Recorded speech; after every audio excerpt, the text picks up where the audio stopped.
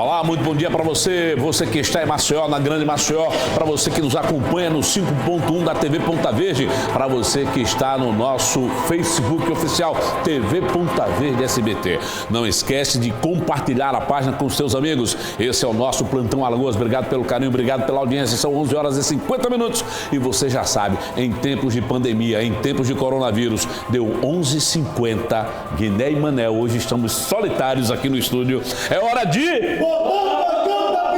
Porém, não menos barulhentos do que sempre. Bota esse cancão pra piar, menino.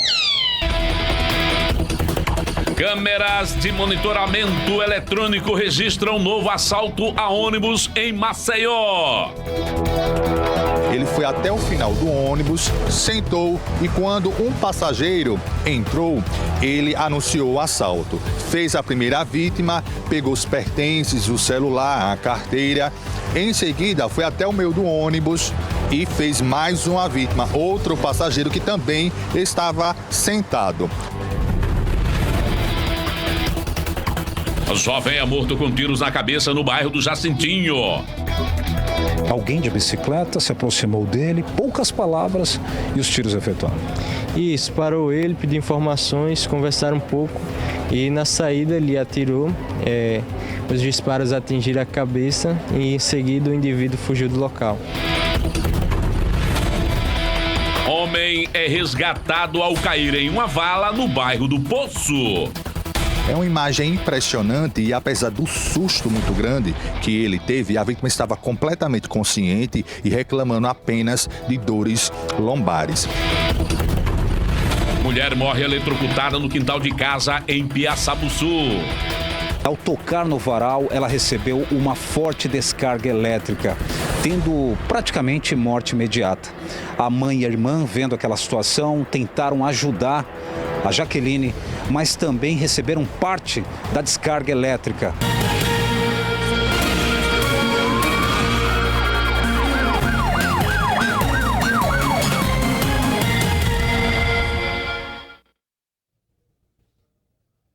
Muito bem, esse é o nosso Plantão Alagoas, sexta-feira. Guiné! Sextou, Guiné! Ah, mas tu não sextarás. Está dito! São 11 horas, nem tu, viu? Não faz isso, Lauro. Baby Luke. Pelo amor de Deus, não faz isso. Você está mantendo direitinho o isolamento social, ou Baby Luke? Certamente que não. Dê exemplo, Baby Luke. Dê exemplo, não faça uma... Mantenha o distanciamento social, Baby Luke. Mantenha-se em casa. Você Já não estou tem... fazendo isso. Você de férias, eu estava cuidando de você. Você voltou a trabalhar, estou mantendo o isolamento de você. Agora me complicou. Manel, agora o Baby Luke me complicou. Baby Luke, tchau! Tchau, bom fim de semana, viu, Baby Luke? Ó, vamos começar o nosso Plantão Alagoas. Muito obrigado pelo carinho, muito obrigado pela audiência. Uma denúncia anônima. Presta atenção na importância da denúncia quando a gente fala aqui. Para você ajudar o trabalho da polícia, ajudar a polícia a tirar de circulação a bandidagem. A gente não fala porque acha bonitinho, não. É porque você ajuda mesmo. Então, ó, uma denúncia anônima levou a polícia ao conjunto Santa Maria, lá no bairro de Cidade Universitária, onde apreendeu uma espingarda, essa que vocês estão vendo aqui, ó. Essa aqui que vocês estão vendo. E o repórter Arão José vai contar a história pra gente. A primeira de hoje é sua, Arão. Pode contar. A apreensão dessa arma começou através de uma denúncia que a RP-90, que é uma guarnição do Batalhão de Rádio Patrulha, recebeu. E ao chegar no local, comprovado, mais uma arma tirada de circulação. Dessa vez uma espingarda, cano cerrado, calibre 12, com 3 munições. Eu vou conversar aqui com o integrante da guarnição que vai nos relatar como tudo aconteceu. O fato foi lá no bairro Cidade Universitária, no conjunto Santa Maria. Como foi que aconteceu essa abordagem? Então, a gente teve uma denúncia anônima, né, como você citou aí, que tinha essa arma numa casa lá. A gente chegou até a casa, chegou lá, tem uma mulher na porta, que foi essa conduzida nossa aí, e ela informou que tinha medo e tal, explicou a situação lá dela, né? A gente começou a conversar com ela e ela disse que não era nessa casa. Então, ela pegou a chave de uma casa lá e disse que era uma casa de um parente dela. e que a arma estava lá, escondida lá. A gente chegou nessa casa, ela disse, ó, tá ali. E a gente, quando pegou a bolsa, o material estava lá, todo lá, guardado, enrolado lá nos panos e dentro da mochila. Ela chegou a comentar para que essa arma era utilizada, se para praticar assaltos, se para a guarda de boca de fumo, alguma coisa do gênero? Não, pelo que a gente apurou, era para o tráfico de drogas, né? Mas eles emprestavam também para os caras cometerem assalto, né? Os meliantes, os conhecidos dela lá do bairro, né? Ou seja, de uma vez só, né, a guarnição conseguiu aí evitar que essa arma seja utilizada para vários tipos de delito, como também, de uma certa forma, estourar uma boca de fumo. Isso, exatamente. Inclusive, na região já tinham muitos relatos de assaltos com arma longa, né? Mesmo que ela seja um pouco mais curta que o normal, mas uma arma longa. E a gente já conseguiu, dessa vez, pelo menos, tirar pelo menos mais uma de circulação. E vai vir muito mais, né? Uma coisa que a gente sempre bate muito é a questão da denúncia, né? É bom a população continuar denunciando, continuar ligando para 181, para os batalhões de área, né? Quando perceber alguma atitude suspeita, estranha, para que a ação da Polícia Militar tenha mais efeito. Isso, exatamente. É o 90 e o 181, que são os canais de comunicação para a população em geral entrar em contato. A polícia amiga, né? A polícia parceira, a polícia militar do estado de Alagoas, ela é amiga da população. Né? Se não quiser se identificar, não é necessário, apenas formaliza a denúncia e dá os maiores detalhes possíveis. E a polícia vai chegar lá e vai resolver o problema. Né? E com certeza vai ser mais um ano de recordes aí, né? A RP vem aí há 2 anos seguidos batendo recorde de apreensões de arma e esse ano não vai ser diferente. Não. Se Deus quiser, a RP aí vem mais um ano mostrando o trabalho que a Polícia Militar do estado de Alagoas está exercendo.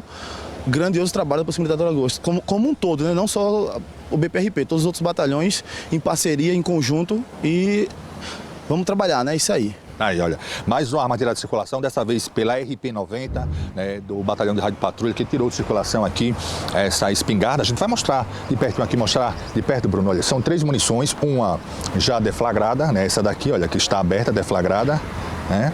Um detalhe importante, e outras 2 intactas, que é um calibre, né? É um chamado grosso calibre, faz um estrago muito grande quando acionada. O disparo de uma arma de fogo como essa, né? Uma espingarda calibre 12, cano curto, né? O estrago é muito grande. E graças a uma denúncia, o pessoal da RP90 foi até o local indicado, abordou a suspeita e conseguiu tirar de circulação mais essa arma, e a acusada se encontra aqui na central de flagrantes, onde será autuada. Obrigado, Arão. Portanto, tá aí, camarada, uma espingarda guardada, foi apreendida a arma, portanto, denúncia anônima, Manel. Denúncia anônima, Guiné. Sabe Deus para que essa arma vinha sendo utilizada? Essa está fora de circulação, não vai mais para a mão de quem não precisa, de quem não merece ter uma arma dessa. Então, se você conhece, sabe, tem informação de uma situação de risco, arma, droga, ajude a polícia a tirar isso de circulação e prender os envolvidos. 181 Disque Denúncia, página segurança.al.gov.br. E desse jeito, pessoal, nós vamos estar ajudando a polícia a fazer o trabalho dela e tirar de circulação bandidos e materiais ilícitos. São 11h mais 58 e uma mulher de 26 anos morreu eletrocutada no quintal de casa lá em Piaçabuçu, aqui no interior do estado. O Fábio Araújo vai trazer as informações. A moça é essa daí, ó. Fábio. Pois é, Lauro, é o que a gente pode chamar de fatalidade. A jovem Jaqueline, de aproximadamente 26 anos, ela que residia no povoado Sudene, que fica em Piaçabuçu, no litoral sul aqui do estado de Alagoas, ela recebeu uma forte descarga elétrica. É que um fio partido acabou se apoiando em um daqueles varais de metal que muitas pessoas utilizam no interior. E ao tocar no varal, ela recebeu uma forte descarga elétrica, tendo praticamente morte imediata. A mãe e a irmã, vendo aquela situação, tentaram ajudar a Jaqueline, mas também receberam parte da descarga elétrica. As duas foram levadas até um pronto-socorro na região de Piaçabuçu e estão sob os cuidados médicos. Infelizmente, a Jaqueline não teve a mesma sorte. Ela morreu eletrocutada no quintal da sua própria casa. Equipes do ICEI e do Instituto Médico Legal estiveram no local para fazer todos os procedimentos e depois recolher o corpo dessa jovem de cerca de 26 anos que morreu recebeu no quintal da sua própria casa. Lauro Lima. Olha, Fábio, e eu comentava, inclusive, hoje cedo, um pouco mais cedo aqui na redação com alguns colegas, a respeito da possibilidade do aumento dos acidentes domésticos. Tem mais pessoas em casa com mais tempo livre por conta do isolamento social. Ou seja, a probabilidade do aumento de um acidente doméstico, ela é muito grande, mas muito grande mesmo. Creio eu que o caso dessa moça aí, 26 anos de idade, Piaçabuçu, uma fatalidade, foi um acidente. Ela sofreu a descarga elétrica no quintal de casa. Então, tomem muito cuidado com as suas crianças, com os seus idosos. A criança está dentro de casa o tempo todo agora. Cuidado com as tomadas de eletricidade, dá um jeito de isolar aquelas que estão ao alcance das crianças. Não é, Dani? Vamos redobrar os nossos cuidados. A piscina de casa.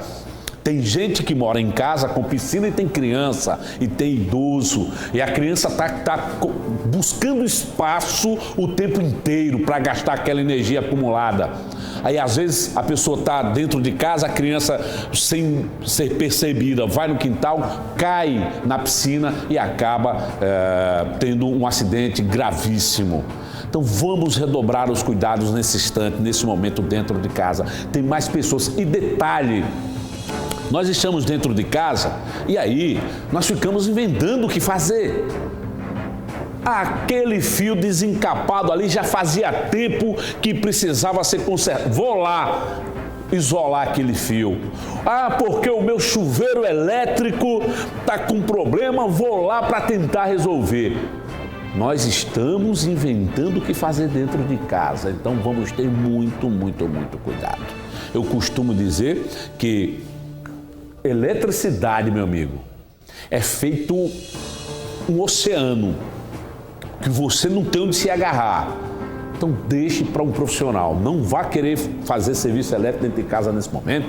Redobrem os cuidados com as suas crianças, com os seus idosos e com vocês mesmos, tá certo? Para a gente evitar esses acidentes domésticos que podem, inclusive, acabar em fatalidade. 12:02. Pessoal, um assaltante de um ônibus que vem assombrando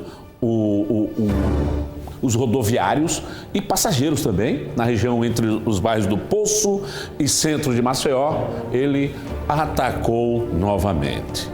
Ele agiu de novo. As imagens divulgadas pelas empresas de ônibus.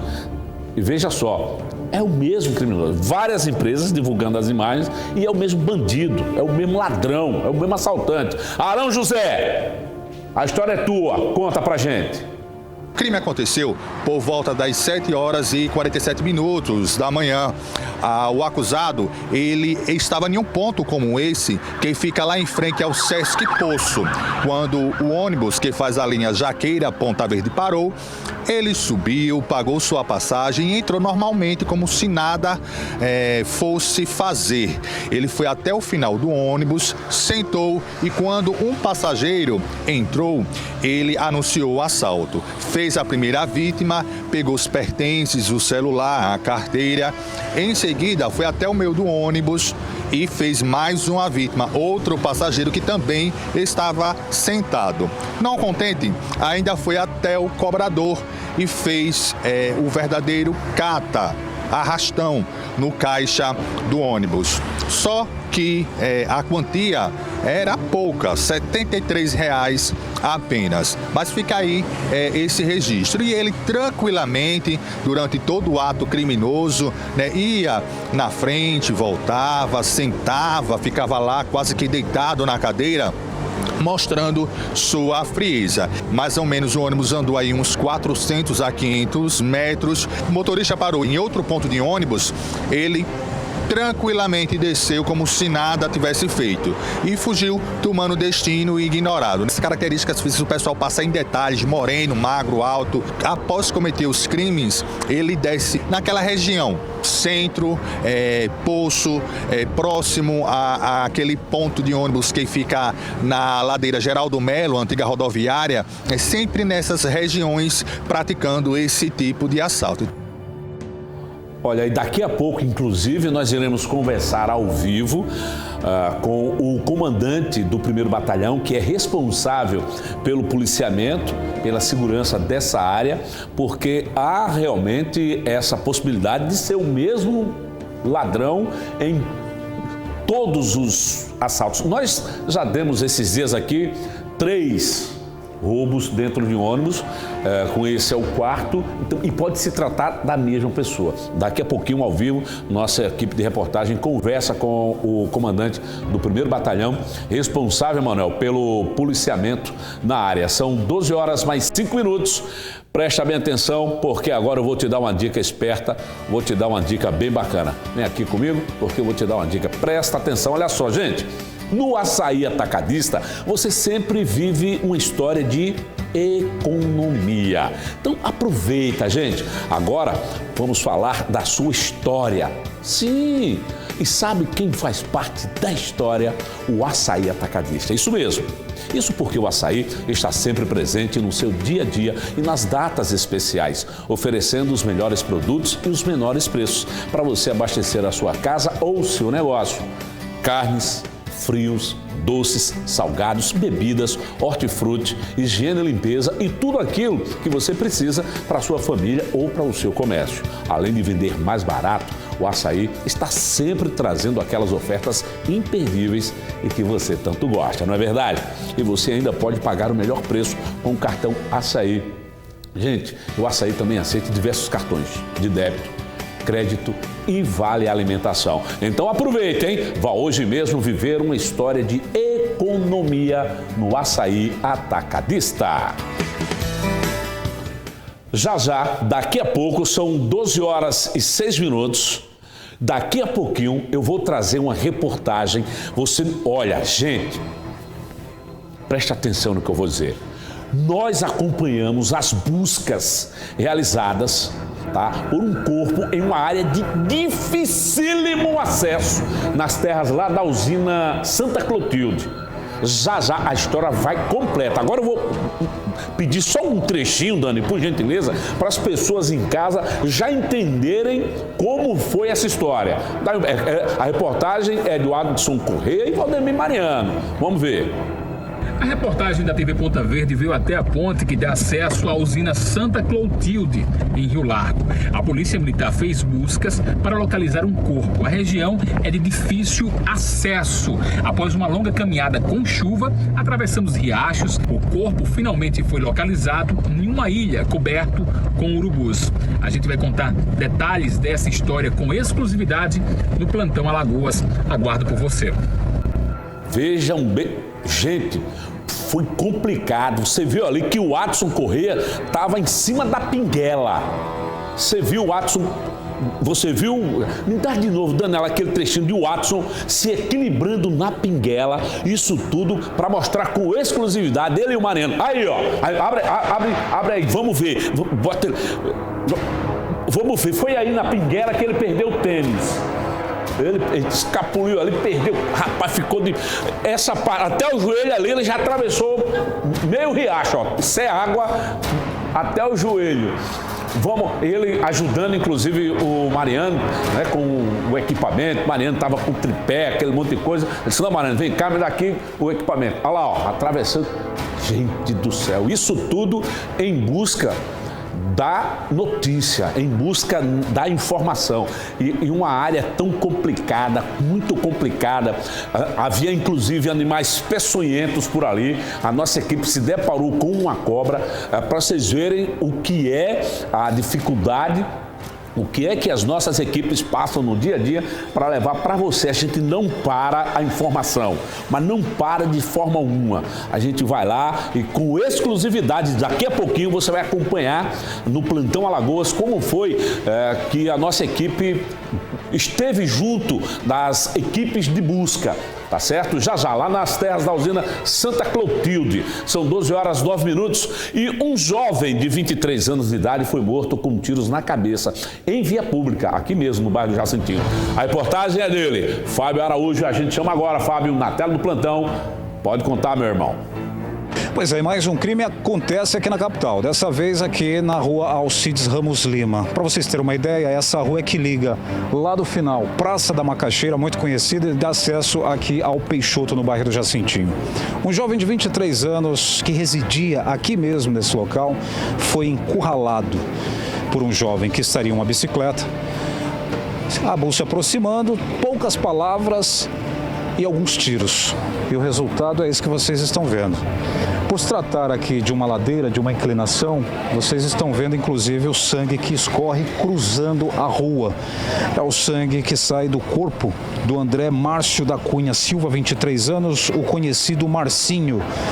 O Marcinho, segundo informações, estaria nos últimos meses trabalhando com o pai como servente de pedreiro. Estava ajudando o pai num trabalho que ele estava desenvolvendo nos últimos tempos na construção civil. Mas mesmo assim, ele tem um histórico que infelizmente pode ser que tenha a ver com esse crime que aconteceu. O Marcinho, ele passou 3 meses no sistema penitenciário acusado de assalto. Isso no início de 2019. Foi colocado em liberdade, estava respondendo o processo, assinando lá no fórum. Pela falta da presença da assinatura, ele foi chamado mais uma vez pela justiça, só que retornando ao sistema penitenciário. Agora a polícia vai investigar o porquê que mataram esse jovem. Já existe aí um histórico de problemas, mas isso ainda é preliminar, fazer qualquer tipo de ligação com essa morte. Pessoal do batalhão de eventos, chegando aqui, o óbito já confirmado, né, policial? Positivo. A gente foi acionado para verificar uma tentativa de homicídio. Chegando ao local, o óbito foi confirmado. O indivíduo já estava sem vida. O que os senhores receberam de informações é que alguém de bicicleta se aproximou dele, poucas palavras e os tiros efetuados. Isso, parou ele, pediu informações, conversaram um pouco e na saída ele atirou. Os disparos atingiram a cabeça e em seguida o indivíduo fugiu do local. Bom, fica um pouco complicado fazer os levantamentos aqui, porque apesar de ter bastante pessoas nesse momento, mas devido aos últimos dias de confinamento, todo mundo está em casa, né? Então, quando vai ver o que aconteceu na rua, já é tarde, o criminoso já se evadiu. Verdade. E impera a lei do silêncio, né? Ninguém quer ser testemunha, mas as guarnições estão na rua procurando informações para ver se encontra esse autor do crime. Ok, muito obrigado aqui o pessoal da Polícia Militar, batalhão de eventos. Que guarnição é essa? Aqui é a Guardiã 5. Guardiã 5. Pelo que a gente observa, Lauro, pelo menos não é visível nenhum tipo de câmeras aqui no local. A gente está observando um pouco diferente do que vocês acompanharam no programa de ontem lá na Serraria, que no momento do crime os bandidos acabaram se dando mal, porque além da polícia estar passando exatamente naquele momento, também tinham câmeras que acabou facilitando aí nessa ação. É um pouco diferente do que a gente vê aqui nesse cenário. Enfim, fica a dor da família, que agora vai ter que, não se sabe ainda como é que está o procedimento de acompanhamento no funeral aqui, mas já está limitado em alguns minutos e com poucas pessoas da família para poder ainda sofrer este momento de dor, de não poder passar um certo tempo e talvez alguns que não possam acompanhar o enterro desse jovem. Segundo o pai, a irmã e os familiares, era um jovem querido, apesar de ter tido esses problemas lá no passado, mas ele estava tentando tomar um rumo na vida, trabalhando na área da construção civil. Mas alguém estava de olho no Marcinho. E como todo ser humano, em um determinado ponto da vida, ele dá um vacilo, foi justamente essa combinação que acabou não dando certo. E foi em desfavor desse jovem que recebeu tiros na cabeça. Aqui mesmo tomba e agora aguardar só o pessoal do Instituto Médico Legal e Perícia para fazer os procedimentos e recolher o corpo desse jovem lá para o IML. É mais um trabalho que a Delegacia de Homicídios passa a fazer aqui na capital.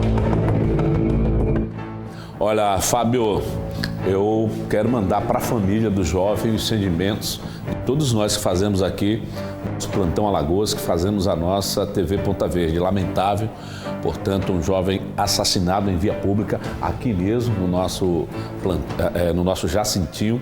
Independente, eu não sei o que motivou esse bárbaro único homicídio, mas para essa família que chora, para essa família que sente a dor da perda, eu mando aqui os nossos sentimentos. São 12 horas e 14 minutos nesse momento e vê só, em menos de uma semana, pelo menos 3 ônibus foram assaltados na parte baixa da capital, viu? Por isso mesmo, a Polícia Militar reforça a importância das denúncias feitas pela população para identificar os suspeitos. Eu vou chamar agora o repórter Marcelo Moreno, ao vivo, que está lá no comando do 1º BPM, né, Marcelo? Responsável aí pela segurança dessa área. Pode ficar à vontade. É isso mesmo, Lauro. Boa tarde para você, boa tarde para todos. Como você falou, 3 assaltos aconteceram nesse período de uma semana. Há pouco mostramos aí uma reportagem do Arão José, onde foi registrado mais um assalto coletivo na região do Poço. No final de semana, na sexta-feira, houve também um assalto a ônibus no centro e, da mesma forma, um outro assalto ao coletivo no centro da cidade, registrado no domingo. Todos estes casos nós mostramos aqui no Plantão Alagoas e a gente percebeu que pode ter um ponto em comum, a suspeita de que seja o mesmo assaltante que faça parte também de algum grupo especializado em assaltos a coletivos. E é justamente nesse intuito que a gente chega agora para que as pessoas que assistem ao Plantão Alagoas e acompanham o circuito interno, pelo menos do último assalto que nós mostramos agora, possa ajudar a polícia a encontrar este assaltante. Sobre este assunto, a gente vai conversar agora com o comandante do 1º Batalhão, Tenente Coronel Gouveia, que vai nos conceder aqui uma entrevista. Coronel, boa tarde para o senhor. Foram 3 assaltos que a gente registrou aqui, mostrando no Plantão Alagoas, mas eu gostaria de que o senhor também explicasse com relação a números. Como é que a Polícia Civil, a Polícia Militar, está fazendo esse trabalho de acompanhamento a assaltos? Houve aumento, diminuição? Como está a situação? Boa tarde. Boa tarde, Lauro. Boa tarde, telespectadores da TV Ponta Verde. Veja só, alguns fatores a gente tem que levar em consideração a respeito desse acréscimo nesses números de assalto a coletivos, né? Vocês vejam que do dia 1º de janeiro ao dia 20 de março, nesse período de 80 dias, nós tivemos a coletivos na parte baixa aqui da nossa capital, Centro, Orla Lagunar e Orla Marítimo, né? 5 assaltos em 80 dias. No dia 21, dia do início do isolamento social, né? Essas medidas que foram tomadas, né? Do dia 21 ao dia de hoje, em 13 dias, nós tivemos 8 assaltos, né? Então, um acréscimo significante nesse índice de criminalidade. Qual o primeiro aspecto que a gente está considerando? O aspecto de que os assaltos, eles sempre ocorreram. Assalto a transeuntes, assalto a estabelecimentos comerciais, assaltos a coletivos, né? Com a diminuição de pessoas circulando nas nossas ruas, né? Com a diminuição dos estabelecimentos comerciais fechados. Então, esses assaltantes, eles não tiveram muita opção. E, queira ou não queira, o crime é a fonte de renda deles. Eles sobrevivem do crime. Eles não vão deixar de assaltar, a não ser que sejam presos, né? Então, eles migraram dessas outras modalidades de assalto para assaltar os coletivos. Mas o nosso serviço de inteligência, né? A nossa Secretaria de Segurança está atenta, estamos monitorando, estamos diuturnamente, né? A gente tem uma dificuldade de conseguir as imagens, né? As empresas de transporte coletivo, elas têm essa dificuldade de passar essas imagens para a gente, demora alguns dias. Quando passam essas imagens, muitas das vezes as imagens não são de boa qualidade, não dá para a gente identificar quem é o meliante, quem é o criminoso, mas algumas, né, que vocês já divulgaram até aí no programa, algumas ajudam bastante. Então a gente precisa dessa celeridade por parte das empresas que nos ajude com essas imagens, tá certo? E a gente precisa principalmente, já que agora nós temos essas imagens, que a população também nos ajude, né? Nós temos aí o Disque Denúncia, o 181, que vai facilitar bastante se a população contribuir e denunciar se tem alguma informação a respeito desse meliante, que tudo indica que são os mesmos que estão cometendo esses assaltos aqui nessa parte da cidade. Então, comandante, estamos mostrando agora as imagens desse assalto mais recente, no dia 1º de abril, por volta de 7h45 da manhã. Veja que nem mesmo o horário de manhã, né, um horário cedo, as pessoas indo para o trabalho, aquelas pessoas que podem ir ao trabalho diante da situação de isolamento social por conta da pandemia, nem essas pessoas estão livres da ação dos meliantes em plena luz do dia, logo cedo da manhã. Comandante, mas o que é que a Polícia Militar tem feito efetivamente para poder, então, coibir esta série de assaltos, dado a situação, o panorama panorama que o senhor deu de que tem se registrado um leve aumento nos últimos dias. O que é que pode ser feito? É o seguinte, nós estamos intensificando as abordagens nos pontos de ônibus, tá certo? E a gente tinha parado, em certa forma, de fazer abordagem aos coletivos. Por quê? Porque quando você aborda um coletivo, você aborda um grupo de pessoas. E aquelas pessoas têm que ficar juntas. A gente manda todo mundo descer do ônibus, colocamos eles lado a lado, a lateral do ônibus, para fazer a abordagem. Então, nesse período de coronavírus, que as pessoas não podem ficar próximas, então a gente estava evitando, e ainda estamos evitando, de fazer esse tipo de abordagem, tá certo? Que contribuiu também para que os meliantes eles se sintam mais à vontade de cometer esses crimes. Porém, nós já estamos mudando também o nosso modus operandi e iremos iniciar uma nova forma de abordar esses indivíduos nos ônibus. Como é que nós vamos fazer? Nós vamos descer por grupos, tá certo? Nós não vamos mandar descer todo mundo de uma vez do ônibus. Então, nós vamos mandar descer de 5 em 5 e eles vão ficar numa distância considerável e a gente vai poder fazer essa abordagem. Nós vamos intensificar isso cada vez mais. A polícia vai dar uma resposta a estes assaltantes que estão se aproveitando desse momento para poder tocar o terror, enfim, trazer prejuízos a passageiros, a trabalhadores. A polícia vai dar uma resposta à altura. Já estamos dando, tá certo? Já estamos dando. Agora, é um serviço de inteligência, a gente está identificando, está correndo atrás e em breve nós iremos prender esses meliantes. Ok, Coronel Gouveia, comandante do 1º Batalhão aqui de Polícia Militar, muito obrigado pelas informações aqui no Plantão Alagoas. Portanto, Lauro, você que está acompanhando também o plantão aí de casa, está observando as imagens desse assalto mais recente, aconteceu no Poço. Você que tem alguma informação sobre este meliante, sobre este assaltante, faça contato com o Disque Denúncia através do número 181. A gente sempre reforça que não é necessário você se identificar, o sigilo é absoluto, passe apenas as informações que você sabe sobre o paradeiro deste criminoso que assaltou um ônibus no dia 1º de abril no bairro do Poço, um coletivo que faz a linha Jaqueira Ponta Verde. Toda informação é bem-vinda para ajudar a polícia a encontrar não só este assaltante, mas também vários outros que possam estar cometendo os mesmos crimes na região, na parte baixa aqui de Maceió. Lauro. Obrigado, Marcelo. Portanto, vejam vocês que estão em casa, Marcelo, essa situação, cara. As pessoas têm que sair de casa, as pessoas que precisam sair de casa, elas acabam sendo vítimas dentro dos ônibus e pode ser, né, Marcelo, que se trate do mesmo bandido, que se trate da mesma pessoa que vem tocando horror, que vem amedrontando as pessoas aí, portanto, dentro dos ônibus.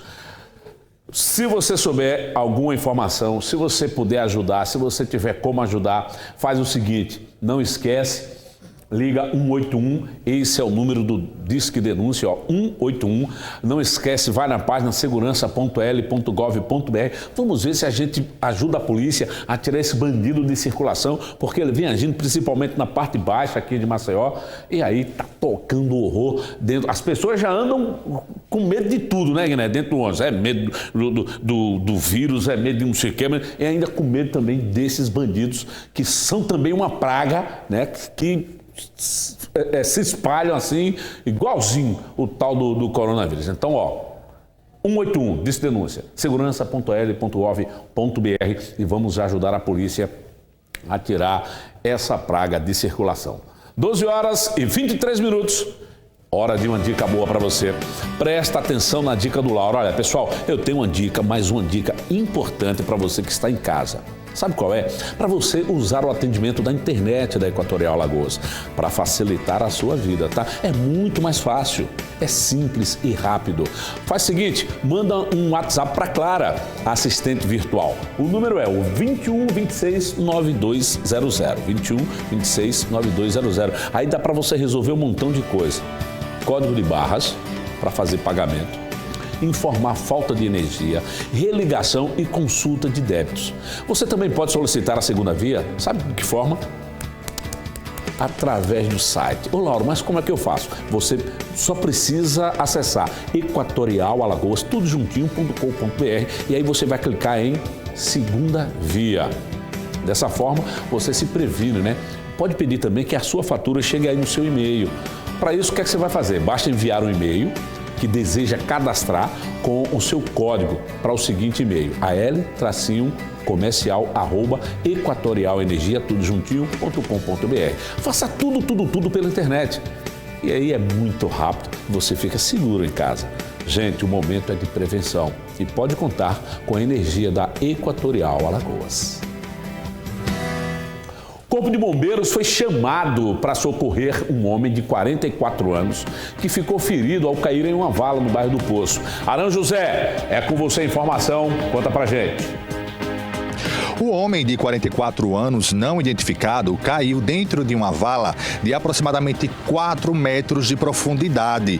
Foram necessários 7 militares do Corpo de Bombeiros e 2 viaturas para fazer o seu resgate. Nós temos aí a imagem do momento exato que ele é retirado pelos militares, que precisaram aí colocar ele dentro de uma maca, né, estabilizar, e com a ajuda de uma escada e de uma corda, eles tiraram, né, o resgataram de dentro dessa vala. É uma imagem impressionante e, apesar do susto muito grande que ele teve, a vítima estava completamente consciente e reclamando apenas de dores lombares. Segundo populares que passavam pelo local no momento exato que aconteceu o fato, ele vinha caminhando, né, pela essa estrada que fica rente à vala e à ladeira, quando pisou em um galho, perdeu o equilíbrio e terminou caindo dentro dessa vala, que tem muito mato, pedras e também barro. Mas, como eu disse anteriormente, apesar do susto, ele não teve ferimentos graves, apenas reclamando, como eu disse, de dores lombares. Em seguida, colocaram ele dentro da unidade de resgate do Corpo de Bombeiros e encaminharam a vítima para o Hospital Geral do Estado, o HGE, né, onde ele deverá ser atendido aí em relação a essas dores que ele tanto reclamou. Então, fica aí o destaque do trabalho realizado pelos integrantes do Corpo de Bombeiros em mais esse resgate realizado aqui na capital. Pois é, olha, o rapaz, ele caiu na ladeira Geraldo Melo, né? Ele ia andando por cima da... Como é que chama? Marquise, não é? Não, como é o nome desse troço? Essa paredinha, esse murinho aí. Como é, ô Guiné? Mureta, né? Aê, falou Guiné Construções. Ele ia pela muretinha ali, ó, pá, escorregou, rapaz, caiu lá dentro. Foi preciso o pessoal do Corpo de Bombeiros para retirar o rapaz de lá de dentro. Deus de misericórdia. Agora são 12 horas e 27 minutos e o Hospital Geral do Estado registrou um menor fluxo de atendimento a usuários no mês de março. Isso se comparado ao mesmo período do ano passado. O repórter Marcelo Moreno vai trazer as informações agora, Marcelo, pra gente, na tela, é com você. A redução foi de 40%, se comparado com o mesmo mês do ano passado. Sobre este assunto, a gente conversa agora com o Dr. Paulo Teixeira, ele que é gerente do HGE. Dr. Paulo, a que se deve esta redução? Primeiro, boa tarde. Essa redução se deve inicialmente ao isolamento social e, segundo, os pacientes que hoje procuram o HGE são pacientes que realmente deveriam ser atendidos pelo HGE. Nós estamos com todos os leitos ocupados, em torno de 500 leitos ocupados, e os pacientes que chegam aqui hoje são trazidos pelas ambulâncias do SAMU, são trazidos pelas ambulâncias dos municípios da primeira macro-região e são pacientes que chegam de um modo geral de forma horizontalizada. No passado, nós tínhamos um quantitativo em torno de 60% de pacientes que chegavam aqui de modo vertical, que deambulavam por conta própria e que deveriam ser atendidos nas UPAs e nos postos de saúde, principalmente nos postos de saúde da atenção primária. Importante ressaltar que o HGE, neste momento de pandemia de coronavírus, o hospital ele não é referência para esses casos. Perfeitamente. O HGE não é referência para o Covid-19 e as referências estão todas delineadas para as UPAs e para os postos de atendimento da atenção primária. E dessas pessoas que foram atendidas em março, 9.907 pessoas, qual era o perfil, quais os perfis de atendimento desses pacientes? Todos esses pacientes, na sua maioria, ou eles são traumatizados, ou esses pacientes apresentam alguma emergência clínica que é atendido aqui pelo HGE e absolvido e tem seus problemas resolvidos. Em caso da decretação de isolamento social que o governo do estado está publicando por meio de decreto, se continuar por mais semanas ou por mais dias, a tendência é de que esse número possa ser reduzido ainda mais para abril nos atendimentos? Acredito que não. Nós vamos ficar nessa média de 30% a 40% a menos do que vinha no passado, justamente porque os pacientes pacientes que chegavam aqui eram pacientes que deveriam ser atendidos pelos postos de saúde ou pelas UPAs hoje em funcionamento. Isso mostra a importância também das pessoas se conscientizarem do papel do HGE nesse momento. Perfeitamente. E procurar os postos convenientes aos seus atendimentos quando apresentarem as patologias que os postos podem resolver. Portanto, essa redução talvez se explique por conta de as pessoas estarem mais em casa. Então, acidentes, reduziu o número de acidentes nas estradas, outros tipos de emergências médicas que eram dirigidas aqui para o HGE, teve aí, nesse período de março, uma queda nesses atendimentos, o que é um bom sinal, né? Eu espero que se mantenha assim. 12h30. E pessoal, o governo federal deve começar a pagar na próxima semana o auxílio emergencial de R$ 600 aos trabalhadores informais que tiveram prejuízos por causa da pandemia do coronavírus. R$ 600 para essas pessoas, R$ 1.200, né, o dobro, para a mulher que é chefe de família. Estela Nascimento, é com você na tela. Jonathan está com a barbearia fechada desde que o decreto do governo foi publicado. Sem trabalhar, ele fica sem receber. O barbeiro está preocupado porque as contas não param de chegar. Está muito difícil, porque sem cliente não há renda, né? E quando não tem renda, não tem como eu quitar as minhas dívidas e pagar as coisas que são gastas aqui comigo na barbearia. Você está preocupado? Estou muito preocupado, porque está chegando aí, tem aluguel, tem energia, né? Tem condomínio, água, essas coisas de casa, e quando chegar as datas de vencimento, aí sem cliente, sem eu conseguir essa renda, não tem como pagar. Jonathan espera receber o auxílio emergencial do governo federal. Ele diz que o dinheiro não é suficiente para pagar todos os compromissos, mas a ajuda vem em boa hora. Mas já é uma ajuda que aí eu posso, tendo outras formas de aumentar essa renda, eu posso pelo menos quitar parte das dívidas que eu tenho, né? Você está otimista em conseguir esse auxílio? Estou otimista, porque como eu sou um empreendedor informal, com certeza essa verba também vai ser destinada a mim e a outras barbearias também. O pagamento do benefício de R$ 600 para trabalhadores informais afetados pela crise do coronavírus deve começar na semana que vem. Serão 3 meses de ajuda para os profissionais que perderam ou tiveram sua renda reduzida. Qual é a sua opinião em relação a esse benefício? Ele é necessário nesse momento? Veja bem, é um benefício que vai movimentar a economia, é um benefício que vai efetivamente diminuir o caos social com relação à miséria que pode estar instalada, está vindo no momento oportuno. Nós torcemos que o governo federal consiga implementar esse requisito o mais rápido possível. Já houve manifestação de alguns membros do governo que a partir da sanção de 10 a 15 dias. O advogado especialista em direitos sociais também explica quem tem direito ao benefício.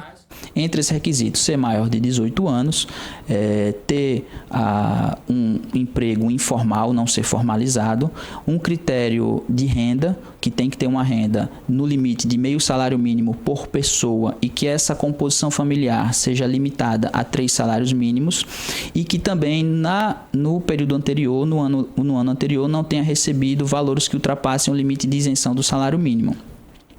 Outro requisito é que, além de ter as condições financeiras, tem que estar inscrito ou como contribuinte individual, ou como contribuinte facultativo, ou está inscrito no CadÚnico, tá? Quem estiver inscrito no CadÚnico possivelmente receberá de forma automática se tiver conseguido adimplir os requisitos anteriores. Os que não estiverem inscritos no CadÚnico, o projeto de lei fala que o governo federal editará decreto regulamentando como serão essas inscrições. Ele ainda diz que quem recebe auxílio-doença não tem direito ao benefício, já quem recebe Bolsa Família tem. Veja bem, quem recebe auxílio-doença não está em situação de emergência, porque está recebendo um benefício. Portanto, por receber benefício previdenciário, não é um dos requisitos impeditivos de receber o benefício emergencial. No entanto, quem na casa estiver dentro dos requisitos de composição familiar inferior a 3 salários mínimos e que a renda per capita também seja até meio salário mínimo, poderá receber. E como o Bolsa Família é menor desse valor, substitui o valor do Bolsa, recebe o valor integral. E como fazer para ter acesso a essa ajuda?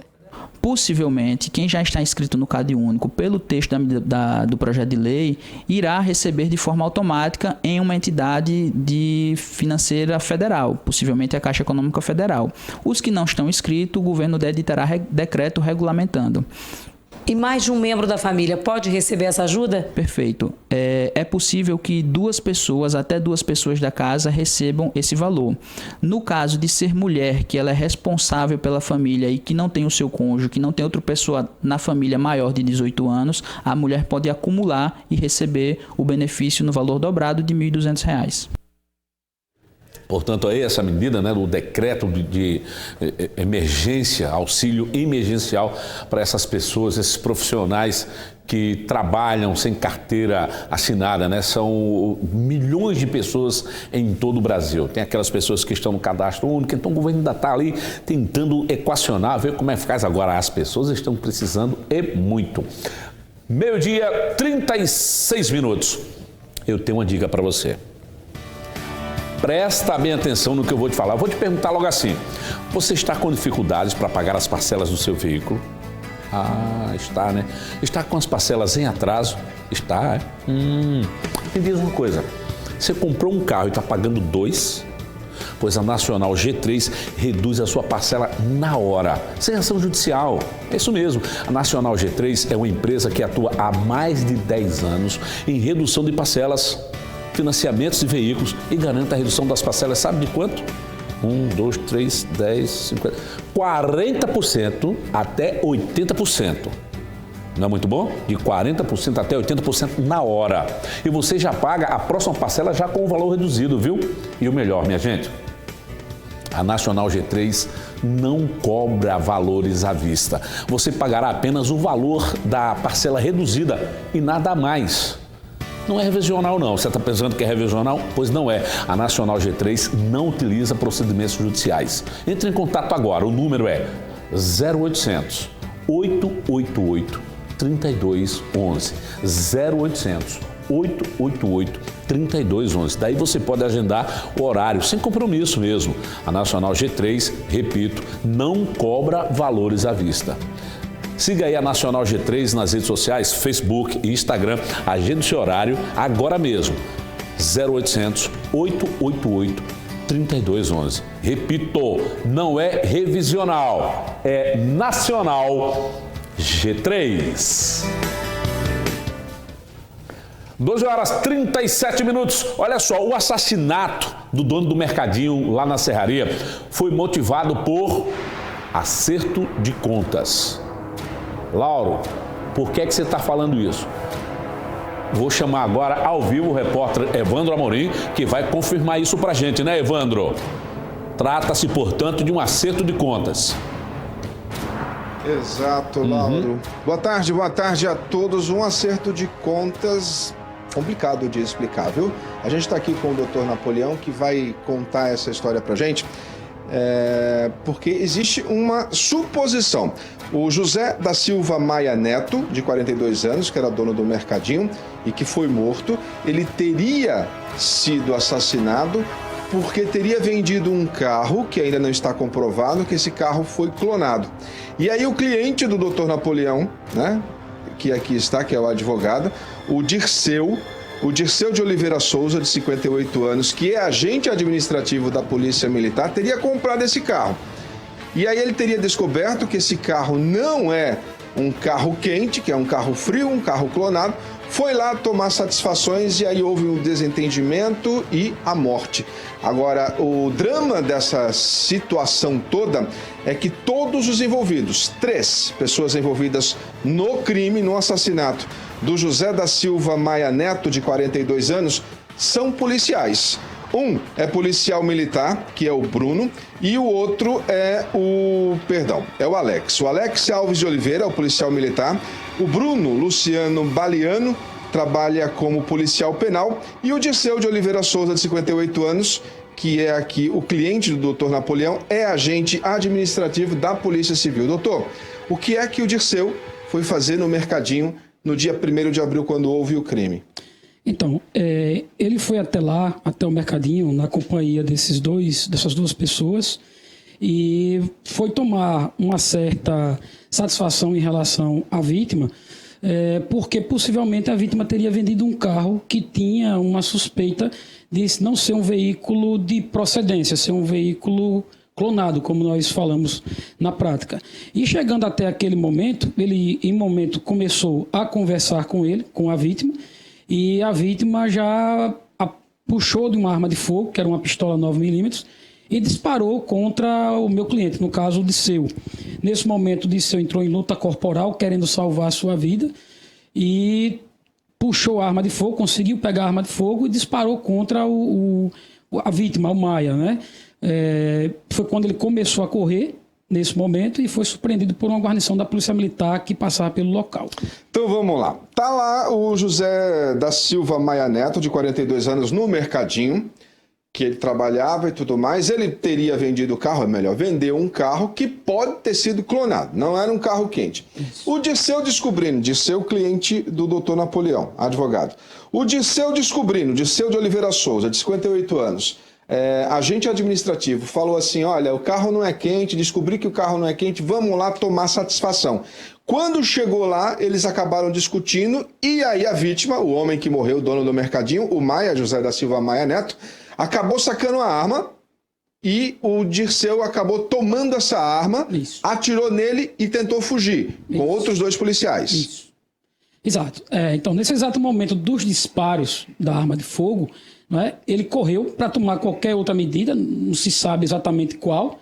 Houve os disparos de arma de fogo, todos ali ficaram nervosos naquele momento e saiu do estabelecimento, não sabendo qual a medida que iria tomar, quando foi surpreendido pela polícia. Então a gente não tem como saber exatamente qual era a intenção dele, se era sair para fugir de uma possível prisão em flagrante ou para tomar qualquer outra medida, ou de repente, inclusive, chamar a polícia e levar conhecimento do fato. Né? Ok. O Lauro tem uma pergunta para fazer para a gente, Lauro, doutor. Eu peço que você fique à vontade, Lauro, a gente está com um fone limitado aqui. Pois não. Ô Evandro, primeiro, dar boa tarde aí para o doutor Napoleão, meu nome, e perguntar o seguinte: as imagens mostram um veículo parando metros antes do estabelecimento do Maia, do estabelecimento da vítima, desce o Dirceu e o Alex, o Bruno fica dentro do carro. A pergunta então é, se ele foi ter uma conversa com o Maia, por que ele mandou o cara parar antes e não parou diretamente na porta do estabelecimento? Na porta do estabelecimento. E por que ele não foi sozinho? Por que ele foi acompanhado de outras 2 pessoas? Estou perguntando o seguinte, que o circuito de segurança, né, mostra que o carro parou antes. O Dirceu e uma outra pessoa desceram e foram até o estabelecimento. Por que ele parou antes? Ele já tinha uma intenção aí? Do que eu entendi da pergunta? Não, na verdade, quem estava conduzindo o veículo, segundo o que relata o próprio Dirceu, seria a pessoa de Alex. Estava dirigindo o veículo, parou o veículo antes, talvez de repente estivessem conversando dentro do veículo, e no momento eles desceram do veículo para ir até encontro da Maia, né? Mas não sabendo, tendo como o circuito de monitoramento mostrou se o carro estava parando, eu não sei exatamente o lapso de tempo que o carro ficou parado no estabelecimento e nem se sabe o que eles poderiam estar conversando naquele momento. O depoimento do meu cliente, no caso, foi no sentido de descer do veículo, desceu na companhia de uma outra pessoa que estava no veículo, obviamente, para conversar com o Maia, mas não sei dizer exatamente o motivo que levou ele a parar momentos antes, já não tenho essa informação. Quantas armas foram apreendidas? Eles estavam usando capuzes? Então, pelo que vi no tempo de apreensão, havia 2 armas de fogo até então. Eram 2 pistolas 9mm. Possivelmente, uma delas, segundo o Dirceu, pertencia ao proprietário, à vítima, né, esse senhor por nome de Maia, e uma outra arma de fogo que também foi encontrada no veículo, mas também não sabe de quem era a propriedade. Até o momento é isso. Contra os capuzes, por serem policiais, né, obviamente um agente penal, o outro policial militar, e eles têm o direito, né, de andar com esse capuz. Ok, o Lauro vai fazer mais uma pergunta. Enquanto o Lauro pergunta, lembrando que uma das pessoas, ou o próprio Dirceu, estava com uma balaclava na cabeça pela metade, não é isso? Isso. Usando, ok. Pode perguntar, Lauro. Evandro, ainda baseado naquelas imagens do circuito de monitoramento, o veículo para às 20 horas, 15 minutos e 30 segundos. Vamos lá, acompanhando. 30 segundos. 20 segundos, pronto. Não demorou 30 segundos para eles entrarem, as pessoas lá no mercadinho começarem a correr e eles voltarem para o carro. Como é que houve uma luta corporal? Como é que ele tomou a arma do cara e atirou nele em 30 segundos?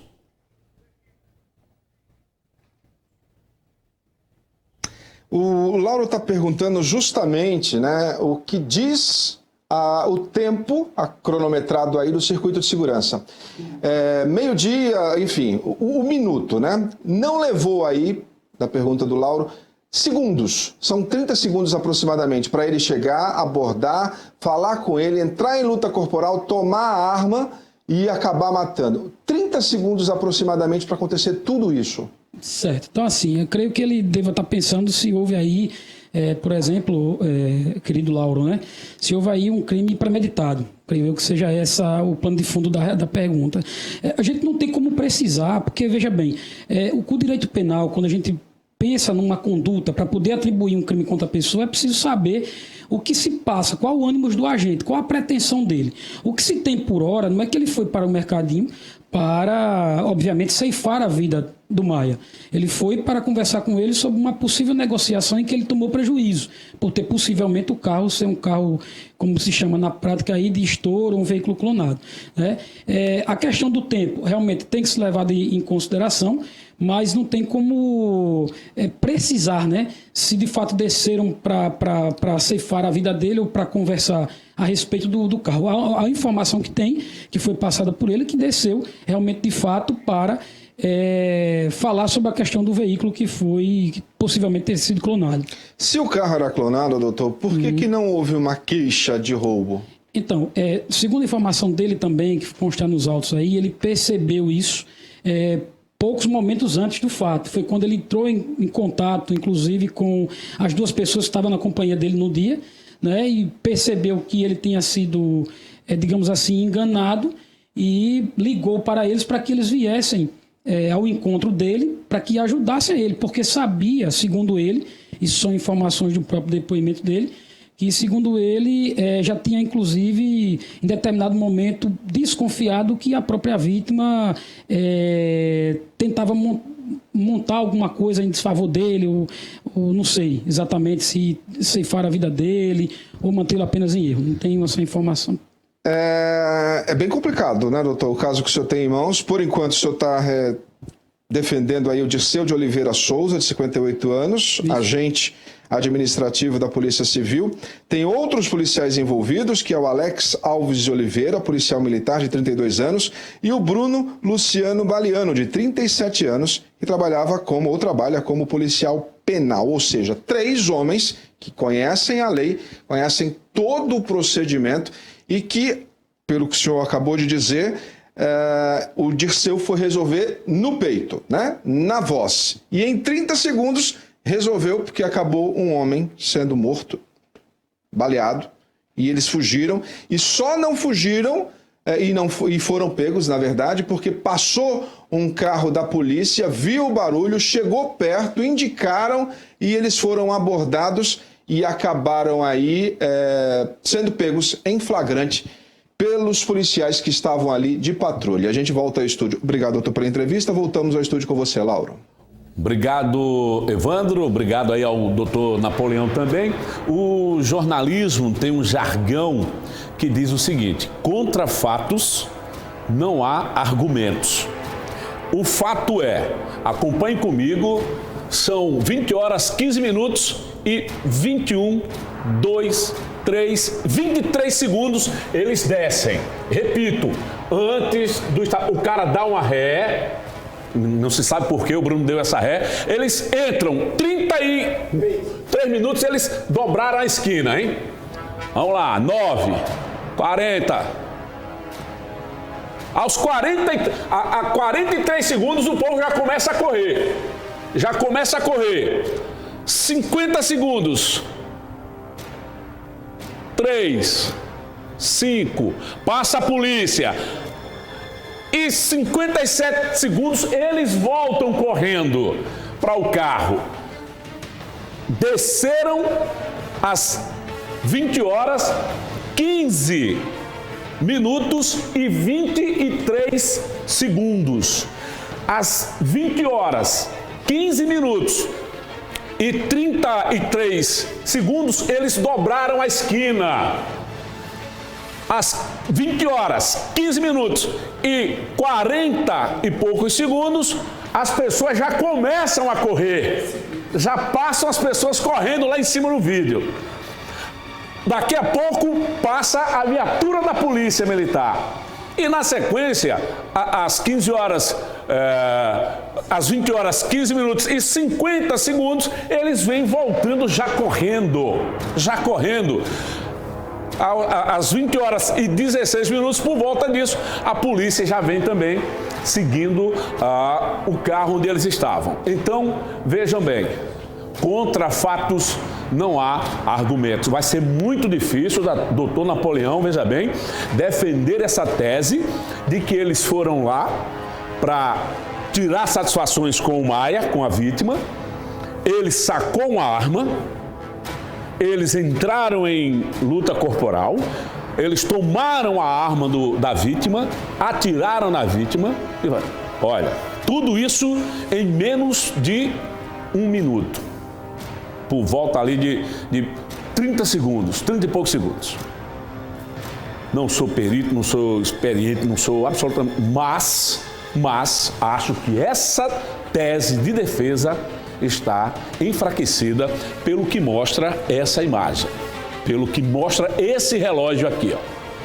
Então, vamos devagar que não dá para ir assim com tanta pressa, não.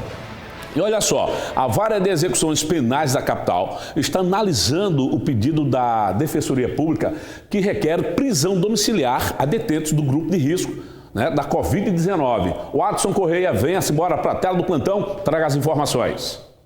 O juiz da Vara de Execuções Penais de Maceió começa a analisar os presos que se enquadram no grupo de risco do novo coronavírus. Em Alagoas, 38 reeducandos têm idade igual ou superior aos 60 anos.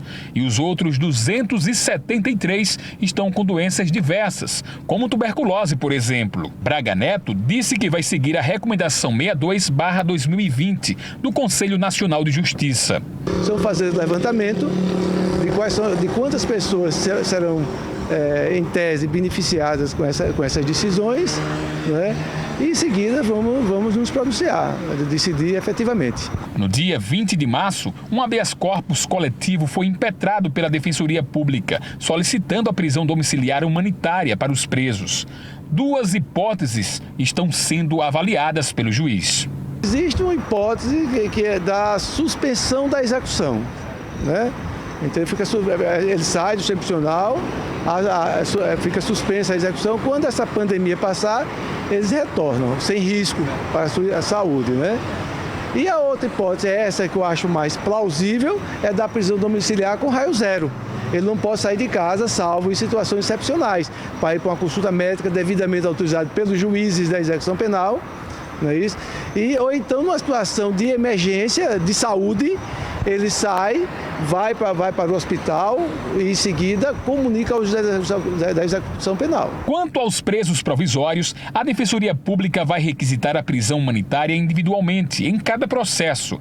A Defensoria alega que a superlotação carcerária alagoana vai favorecer a propagação descontrolada da Covid-19. Já a Secretaria de Ressocialização e Inclusão Social informou por meio de nota que segue prestando a devida assistência aos reeducandos que se enquadram no grupo de risco.